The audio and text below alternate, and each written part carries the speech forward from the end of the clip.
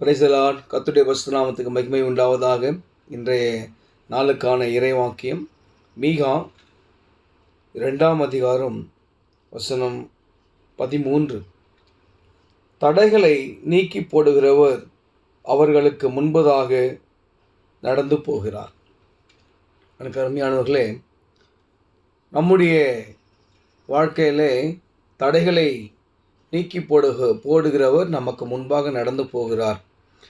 இந்த வார்த்தையை பற்றி கொண்டு, இந்த வார்த்தையை விசுவாசித்து, நீங்கள் எங்கு சென்றாலும், என்ன விஷயமாக இருந்தாலும், எப்பேற்பட்ட சூழலாக இருந்தாலும், மனுஷனை நம்புவதை பார்க்கிலும் தேவன் பேரிலே பற்றுதலாக இருப்பது நலம் என்று வேதாகம் சொல்கிறது. அந்த தேவன் பேரை பற்றி கொண்டு நாம் முன்னோக்கி சென்றோமானால், எப்பேற்பட்ட தடைகள் வந்தாலும், எப்பேற்பட்ட சாத்தானுடைய சூழ்ச்சிகள் வந்தாலும், நமக்கு விரோதமாய் பார்வோனின் படையே வந்து நின்றாலும் கர்த்தர் நமக்காக யுத்தம் பண்ணுவார்.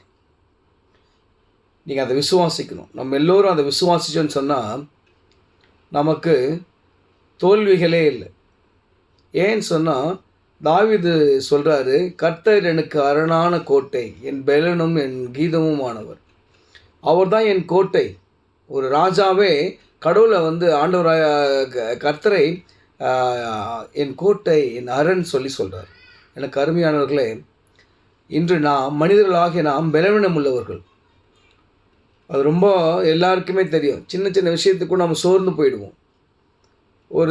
ஒரு சாதாரண விஷயத்தை கூட அதை கேட்கும்போது அதிர்ச்சி அடைந்து இதை நான் எப்படி பண்ண போகிறேன்ற அந்த வேதனையிலே நாம் அதிகமாக நோய்வாய்ப்படுவது உண்டு. ஆனால் இன்று உங்களுக்கான வார்த்தை, நீங்கள் கவலைப்படாதீங்க, தடைகளை உடைத்து போடுகிறவர் உங்களுக்கு முன்பதாக போகிறார். விசுவாசிங்க, ஆமேன் சொல்லுங்கள். கர்த்தர் கண்டிப்பாக உங்கள் வாழ்க்கையில் பெரிய காரியங்களை செய்வார். எப்பேற்பட்ட தடையாக இருந்தாலும் சரி, கர்த்தரை நோக்கி போங்க, அவர் சமூகத்தில் உட்காருங்க, அவரை நோக்கி பாருங்கள், அவரோடு உறவாடுங்க, இந்த வேத வாக்கியத்தை வாசிங்க. நிச்சயமாய் நீங்கள் பெரிய அற்புதத்தை காண்பீங்க, ஆசீர்வாதமாக இருப்பீங்க. ஆமென்.